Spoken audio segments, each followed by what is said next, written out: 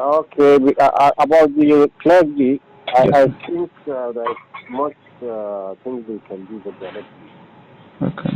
In fact, surprisingly, some of them are the ones that are steering this major conflict Okay. on both sides, Yes, sir. whether Muslim or Christian.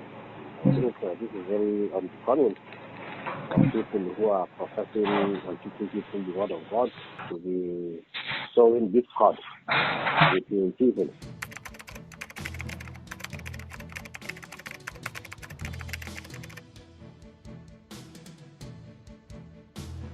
Yes, you see, where the subjects are relevant, Yes, sir. each clergy should be engaged. Mm. In that these bandits usually use the Fulani Muslims, just not to compound the issue. I think the Muslim scholars should engage them locally from whichever area. And like when we have the IPOB, which are mainly Christians, the Christian, especially the Catholics, Okay. are the ones supposed to go there and pacify them. Okay. And the OPC we have in Southwest, the clergy too should go. Not only the clergy and the traditional leaders and all people of who are members of the high society should also put their mouth in it. Political bandits should also try to pacify people and show them the light that you need to be united and you need to shun anything that is violence.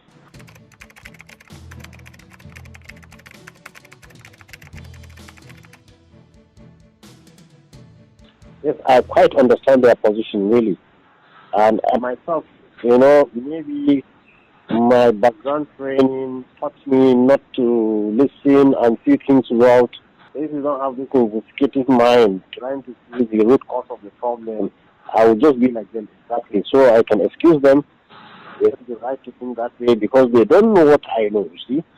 So once we venture into this problem and see the bandits, speak with them and try to unearth the origin of their grievances or their agitations or even their struggle now, it can be different. It will be definitely different from somebody who sees things from the pages of the newspapers. The news headline says schools in Nigeria may not be safe if government fail to negotiate with bandits, and at the same time that we can use bandits to secure some schools. Can you please shed light on this, sir? Okay, usually actually is the question about whether the military and the police should be used to guard schools. I said, no. This is it's not tunable. It's not practicable. You can't you can't man all the schools with the police and the military. But it's easier to come into peace dialogue with these bandits since they are ready, they are willing to sit down with the government. It's only the government that doesn't want to sit down with them. It is the government that says no negotiation. It's the government that says, look, we are not going to give them any amnesty. We must fight them and kill them. Okay. So instead of saying that since they want peace, why don't you have peace brokers come in between the government and them? It's easier. And then we say you should stop all this criminality. It's easier than saying that we should guard all the schools, which is not possible. Okay, so sir, do you mean that the bandits, they are ready to negotiate with the government? If government is ready to speak with them today? If the government wants to sit down with them, they are ready, 100%. In fact, we have so many clips when we go there. They said we are ready for peace. We are ready, and this is our grievances. Just like when the militants Delta were guarding the pipeline, oil was flowing. They can guard the forest for you. Okay. They can plant trees in deforestation because that is another climatic calamity we are going to face soon. So you can employ them, engage them, and use them as a supplement to security. Okay. Yes, and they are ready. If today government negotiates with the bandits, would they help the government to defeat Boko Haram? Oh, definitely. And this is what people, they don't know. Most of the big serious commanders are in Boko Haram, even the Fulani from this area, Adamawa and all these things. This is what people don't know. Because they are natural warriors. They are used to the bush, the forest, You need to take an officer to America or somewhere else. You spend millions on him for what you call the jungle warfare. And this Fulani animal you see is already naturally trained by nature to be able to withstand and live in the bush without any support, without any logistics. So how can we not use them? And we have known them for centuries. They are peaceful people, and they have their own pride. They don't beg, they don't steal. So how can we not just leave the evil forces to take over these people? This is what I'm saying. We should go and reclaim our people. Okay. And we should use them. We should use them to suppress the bad ones. Okay. Just by instinct, all human beings, they fight sickness.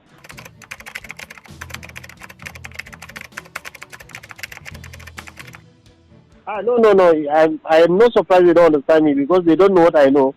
So I always, when I hear some people abusing, I just laugh. Because in the long run, and as we are talking now, in the long run, it must be that way. Why? Because you can't kill all the herdsmen. Impossible. Okay. It's impossible.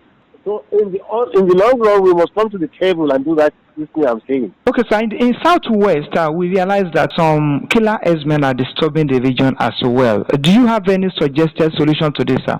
Yes, this same herdsmen. You see, the Fulani needs a consensus because they don't have a central leadership. Okay. So what we do, we are trying to convince them, all of them, to come to a consensus. Once the Fulani herdsmen have a consensus, no more kidnapping. Okay. Kidnapping will stop all over because they deal with their member who does not obey their common agreement, you know. Okay. And now in Kwara State, I had the same Fulani are preventing kidnapping. And they are trying to do it in Kogi now. So we can use them, but they need a consensus. And this is what we want to do. Bring them together. Let them have a consensus. Just like when they fight too, they do have consensus, you know. When you attack one of them, they gather the rest, come and assist us. The same way, if they all gather themselves and say, look, no more kidnapping, no more criminality, let's be good citizens, all this criminality will just come to an end. Okay, sir. Despite this, we realize that our government's effort deploying the military to fight the bandits. Do you think this is good to solve the situation? No, one, it will not solve the situation, it will make it worse. And in fact, it's one of the first causes of the banditry itself.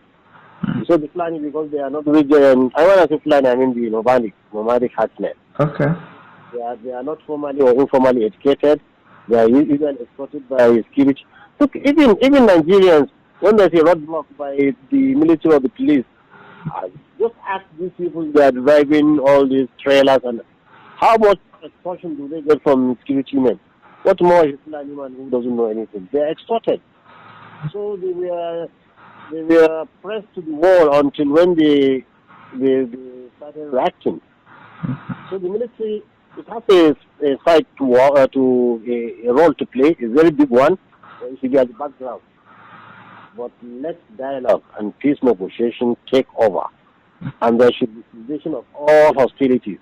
Because now, we saw it in Zamfara. We are doing dialogue, we are getting results, and the military is doing its own parallelly without any, there's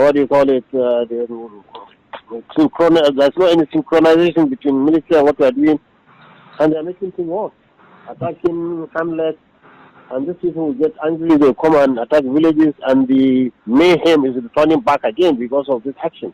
So we are calling on the military, please, let's have a period of cessation of all hostilities. We have seen peace working in Zamfara State. It's an example whereby negotiation, dialogue, interaction and engagement by government. And here I will have to specifically thank the governor of Zamfara State, Mutawale, for his initiative and his concern about seeing that there is peace in that state and doing whatever he can do, even though there are military operations there that is marring what he's trying to do. Okay, sir. I want to ask that your perception about disintegration that some people are clamoring for in the country, especially southeast and southwest. Do you see any reason for this agitation? I think it's retrogressive. Now, I think Nigeria is even too small for us. I was thinking that we should be convincing Niger in Cameroon.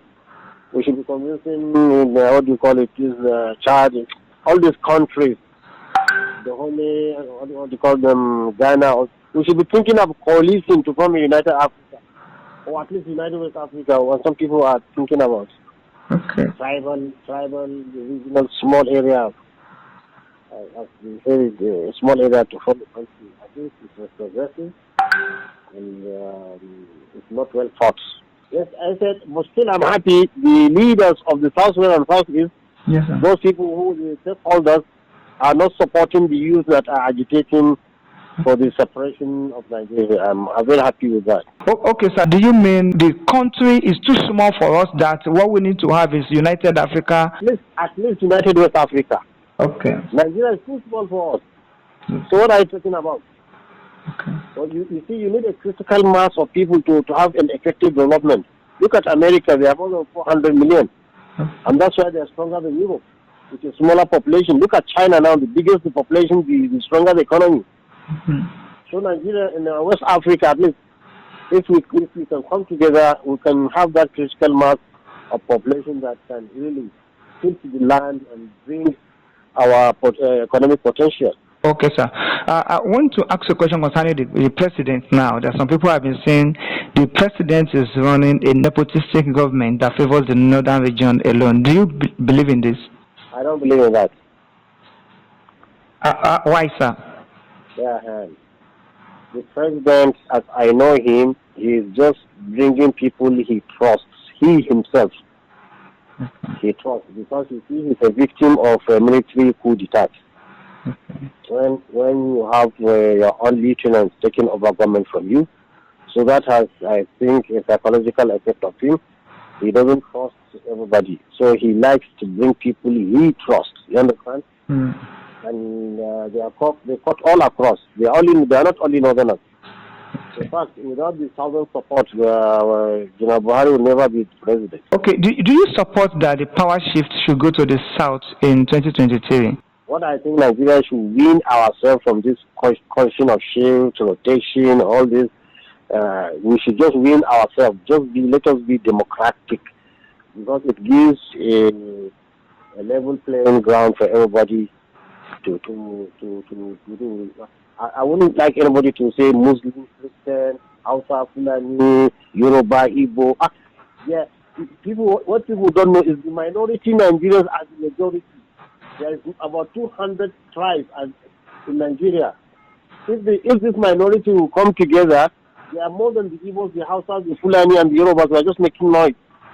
They are the majority. So why should we say ethnic affiliation it should be the reason for presidency? Anybody can be. Tafawa Balewa is not Hausa, is not Fulani. Tafawa Balewa is the prime minister. It's not Hausa, it's not Fulani. Look at him. It's a pride of us if we go to the United Nations. With this tribalism, I think we should have to go. Not in the 21st century. Okay, sir. Lastly, sir, I know you will have heard of someone behind Sunday Igboho from the southwest is concerned about the Fulani people. What is your message to him? The Fulani leaders should come and sit down with him. Okay. This world, this 21st century is not a century of ethnicity. It's a century of humanity and knowledge.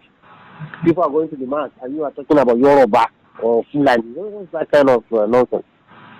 We are not in the 18th century. Let them sit down with him. If he can't speak English, let them bring somebody interpreting in Yoruba. Okay, so meaning they should sit down with him and negotiate with him. Oh yes, sit down with him and negotiate with him. Look, we should put tribe behind. Okay. What is it we doing? And the herdsmen should take care of any criminal there, you know. Okay. And stop them. They should work with the security outfits in the southwest to make sure that crime is not committed there. Yes. Okay, so meaning that the herdsmen who are not killers should work with him to make sure that the region is protected. Oh yes, really. As we are saying, you know, the ones that are good should also be used to suppress those bad elements. As you have bad elements in every tribe. Okay, sir. Thank you so much for your time, sir.